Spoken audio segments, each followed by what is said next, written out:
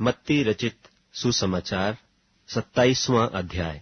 जब भोर हुई तो सब महायाजकों और लोगों के पुरनियों ने यीशु के मार डालने की सम्मति की और उन्होंने उसे बांधा और ले जाकर पिलातुस हाकिम के हाथ में सौंप दिया। जब उसके पकड़वाने वाले यहूदा ने देखा कि वह दोषी ठहराया गया है, तो वह पछताया और वे 30 चांदी के सिक्के महायाजकों और पुरनियों के पास फेर लाया और कहा, मैंने निर्दोषी को घात के लिए पकड़वाकर पाप किया है। उन्होंने कहा, हमें क्या, तू ही जान। तब वह उन सिक्कों को मंदिर में फेंक कर चला गया और जाकर अपने आप को फांसी दी। महायाजकों ने उन सिक्कों को लेकर कहा, इन्हें भंडार में रखना उचित नहीं, क्योंकि यह लोहू का दाम है। सो उन्होंने सम्मति करके उन सिक्कों से परदेशियों के गाड़ने के लिए कुम्हार का खेत मोल ले लिया। इस कारण वह खेत आज तक लोहू का खेत कहलाता है। तब जो वचन यिर्मयाह भविष्यद्वक्ता के द्वारा कहा गया था वह पूरा हुआ कि उन्होंने वे 30 सिक्के अर्थात उस ठहराए हुए मूल्य को, जिसे इस्राएल की संतान में से कितनों ने ठहराया था, ले लिए, और जैसे प्रभु ने मुझे आज्ञा दी थी वैसे ही उन्हें कुम्हार के खेत के मूल्य में दे दिया।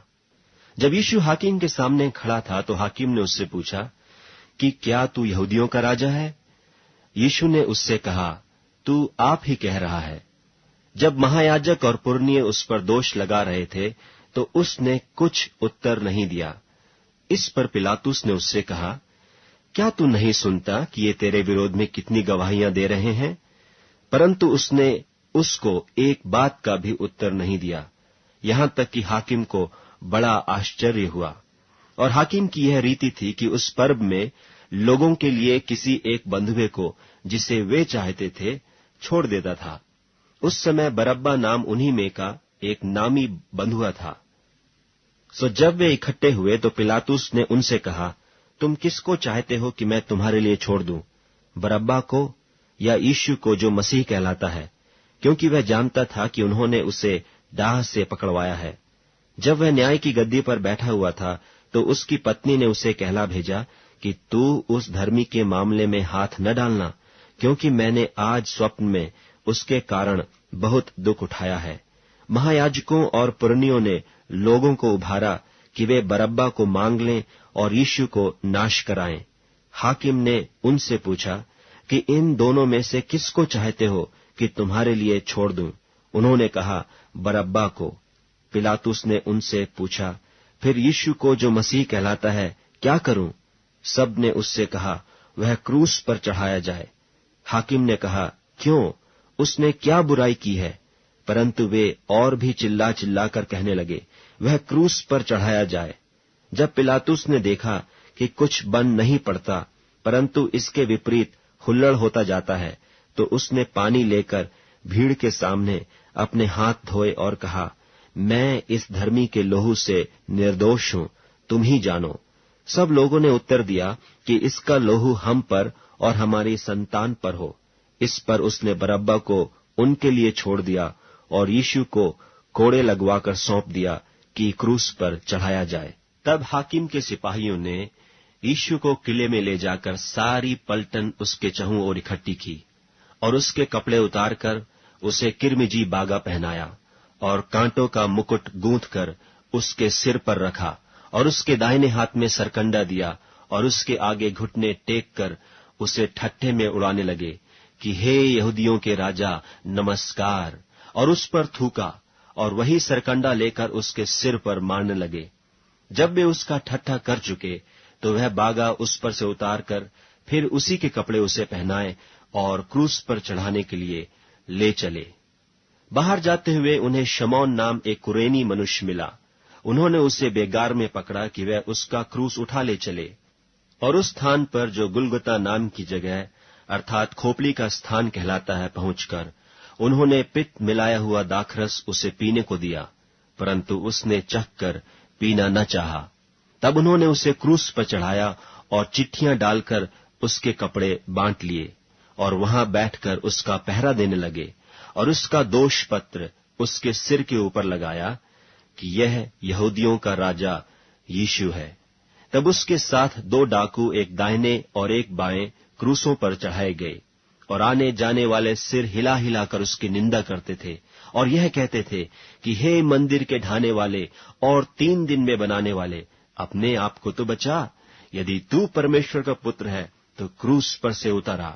इसी रीति से महायाजक भी शास्त्रियों और पुरनियों समेत ठट्ठा कर करके कहते थे कि इसने औरों को बचाया और अपने आप को नहीं बचा सकता। यह तो इस्राएल का राजा है, अब क्रूस पर से उतर आए तो हम उस पर विश्वास करें। उसने परमेश्वर पर भरोसा रखा है। यदि वह इसको चाहता है तो अब इसे छुड़ा ले, क्योंकि इसने कहा था कि मैं परमेश्वर का पुत्र हूं। इसी प्रकार डाकू भी जो उसके साथ क्रूसों पर चढ़ाए गए थे उसकी निंदा करते थे। दोपहर से लेकर तीसरे पहर तक उस सारे देश में अंधेरा छाया रहा। तीसरे पहर के निकट यीशु ने बड़े शब्द से पुकार कर कहा, एली एली लमा शबक्तनी, अर्थात हे मेरे परमेश्वर, तूने मुझे क्यों छोड़ दिया। जो वहां खड़े थे उनमें से कितनों ने यह सुनकर कहा, वह तो एलिय्याह को पुकारता है।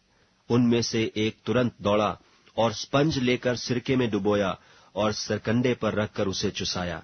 औरों ने कहा, रह जाओ, देखें एलिय्याह उससे बचाने आता है कि नहीं। तब यीशु ने फिर बड़े शब्द से चिल्लाकर प्राण छोड़ दिए, और देखो मंदिर का पर्दा ऊपर से नीचे तक फटकर 2 टुकड़े हो गया, और धरती डोल गई, और चट्टानें तड़क गईं, और कब्रें खुल गईं, और सोए हुए पवित्र लोगों की बहुत लोथें जी उठीं। और उसके जी उठने के बाद वे कब्रों में से निकलकर पवित्र नगर में गए और बहुतों को दिखाई दिए।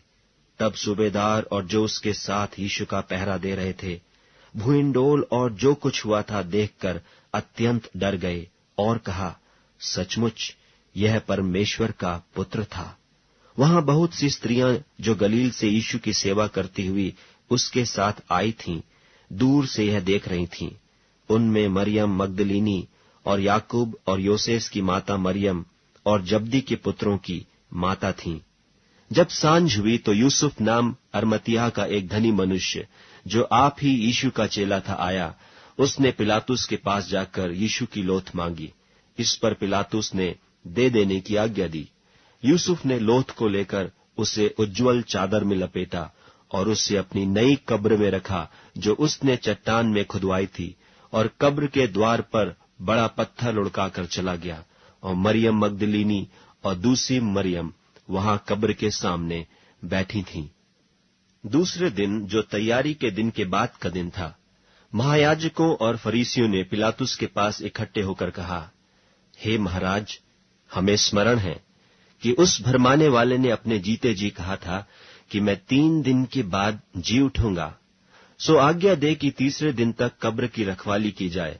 ऐसा न हो कि उसके चेले आकर उसे चुरा ले जाएं और लोगों से कहने लगें कि वह मरे हुओं में से जी उठा है। तब पिछला धोखा पहले से भी बुरा होगा। पिलातुस ने उनसे कहा, तुम्हारे पास पहरुए तो हैं, जाओ अपनी समझ के अनुसार रखवाली करो। सो वे पहरुओं को साथ लेकर गए और पत्थर पर मुहर लगाकर कब्र की रखवाली की।